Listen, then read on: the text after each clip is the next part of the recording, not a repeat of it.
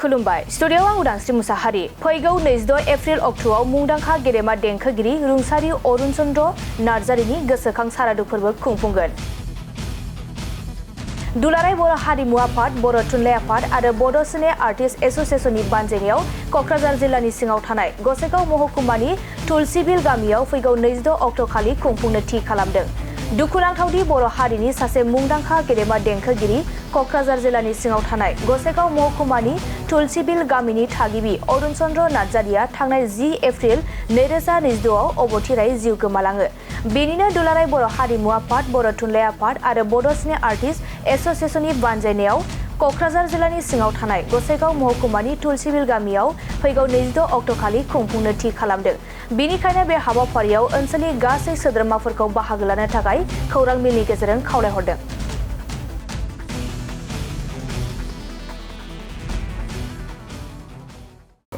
गिबियावनो आङो बर' थुनलाइ आफादनि सासे नेहाथारि जानानै गोदान बोसोरनि बयनिबो हामलायथि बावहरग्रोनाय जाबाय।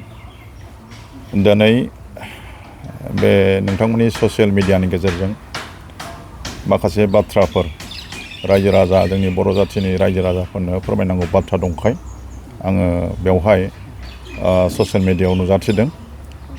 दा नोंथांमोना बयबो मिथिखाबाय जानांगौ जे जोंनि मुंदांखा गेदेमा देंखोगिरि अरुण नार्जारि बिथाङा बावैसो सिगां 10 एप्रिल खालि रुंसारि जानानै थांबाय। दा बेनिनो श्राद्धखौ खुंफुंनो थाखाय जोंखौ मोनसे खुंफुं आफाद दाफुंनानै होदों। दा जों खामानिखौ मावगासिनो दङ, सान हर मावदों। जिहेथु जों 10 दिन 12 दिनल' समाय मोनोखाय एसे खस्थ'बो जादों आरोखि। जाय हक जोङो बेवहाय थाखा फैसानि एसे प्रब्लेम जों फेस जानो गोनां जादों।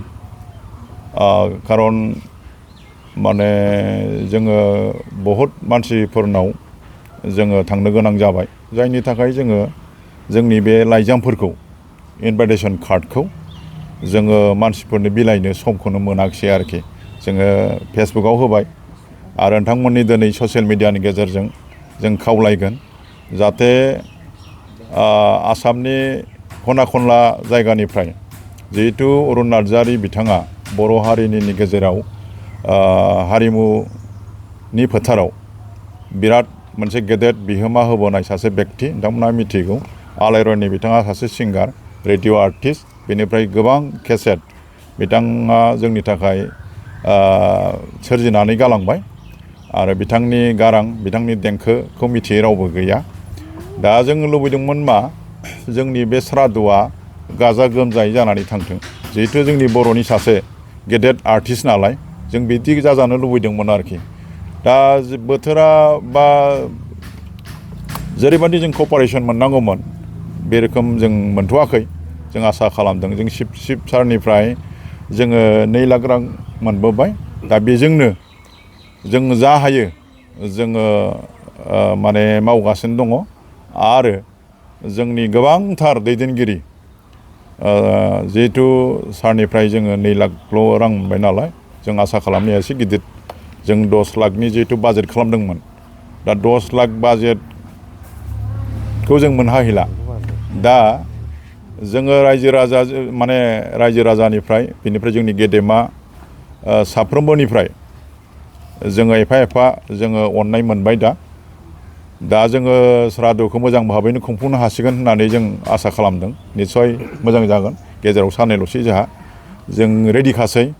ओंखायनो आं रायजो राजाफोरखौ खावलायदों जोंनि गासैबो बर' माहारियारि आफाद जेरैहाय बर' थुनलाइ आफाद, दुलाराय बर' हारिमु आफाद, दुलाराय बर' फरायसा आफाद, बर' सिने आर्टिस्ट एस'सिएशन आरो जोंनि माने आइजो अनसाय आफाद, माने जा आफादफोर दङ बिथांमोननि प्राइमारि लेभेलनि, डिस्ट्रिक्ट लेभेलनि, साब डिभिजन लेभेलनि जेसेबांनाखि आफादफोर दं आं बिथांमोनखौ खावलायगोन बिथांमोना जोंनि बे सारादु खुंफुंनायाव माने जोंनि खुंफुंनाय जे हाबाफारिफोर दङ बे हाबाफारियाव बाहागो लानानै जाहाथे जोंनि बे सारादु खुंनायखौ गाजा गोमजायै जाहाथे साक्सेस बा जाफुंसार होनायाव मदद होयो बेखौनो खावलायबाय। जोङो लाइजामखौ हयथ' मोनहोनो हाजोबहैयाबो जानो हागौ आरोखि जिहेतु जोंनि आखायाव साननैल'सै नालाय दा बेनिखायनो खावलायखादों दा लाइजाम मोनाब्लाबो जाहाथे बयबो गावनिनो मानसि होननानै जोंनि बर' हारिनि सासे हारिमु फोथारनि सासे अलंबार होननानै सासे बिराद कन्ट्रिबिउसन गोनां सासे सिंगार हिसाबै बयबो जाहाथे जेबो दिदाबद खालामाबालानो बे श्राद्धआव फैनानै बिथांनि सावमुआव जाहाथे बिबार बारसे बावफैयो बिथांनि गासै हाबाफारियाव जाहाथे बाहागो लाफैयो जोङो ओरैनो गोबांथार जोंहा बाव हाबाफारि गैया जोङो फुंबिलियाव बिथांनि सावमुआव जोङो बिबार बावगोन आरो बेखौ बावजेनगोन जोंहा बिथांनिनो अनजालि बिसि उर्मिला नार्जारी बेनिफ्राय जोंहा दङ 9:30 जग्य होनाय माने ब्रह्म धोरोमनि जे जग्य बे जग्यनि गेजेरजों जोङो इसोर गाबज्रिगोन बेनिफ्राय 11 बाजियाव बिसम्बि बेखेवगोन बिथांनि लाइफ स्केट्सखौ लानानै जों माखासे जों मोनसे बिसम्बि जायनि मुङा देंखोनि अलंबार नङा होमबा जों बेखौ जोङो प्रिन्ट खालामबाय बेखौ जोङो ओइदिनखालि जों बेखेवगोन जोंनाव सोर आलासि फैयो गेदेमा आलासि जोंनि बिटिसिनि मानगोनां जोंनि हाग्रामा सारखौ जों आसा खालामदों गाहाय आलासि हिसाबै जों लादों बिथांखौ जोङो लोगो मोनाखैब्लाबो कमिउनिकेसनखौ जों खालामगासिनो दं जों आसा खालामदों बिटिसिनि मानगोनां चिफ हाग्रामा महिलारिया निस्सय बे हाबाफारियाव नुजाफैगोन जों बेखौ बयबो हास्थायदों रायजो राजाफ्रा बेनिफ्राय जोंहा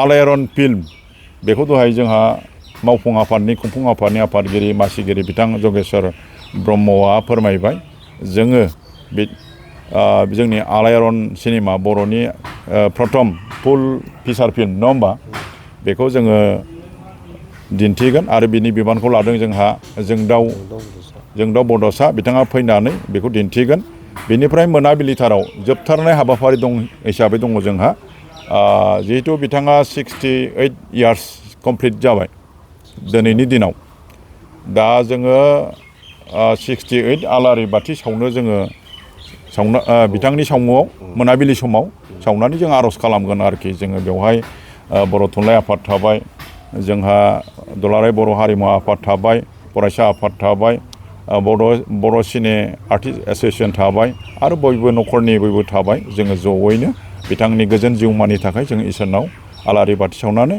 आर'ज गाबगोन आरोखि जों जोबथारनायाव आं खावलायस्रादों जाहाथे बयबो जेबो सानालासे जेबो माने गोनो गोथो सानालासेनो जाहाथे बे हाबाफारियाव बयबो लैहोर लैहोर फैनानै जाहाथे बाहागो लाफैनानै जोंनि बे सानसेनि हाबाफारिखौ गाजा गोमजायै जाहाथे जाफुंसार होयो बेनि थाखाय आङो आखाइ खबजोबनानै गासै रायजो राजाफोरखौनो आं खावलायहरबाय गोजोन्थों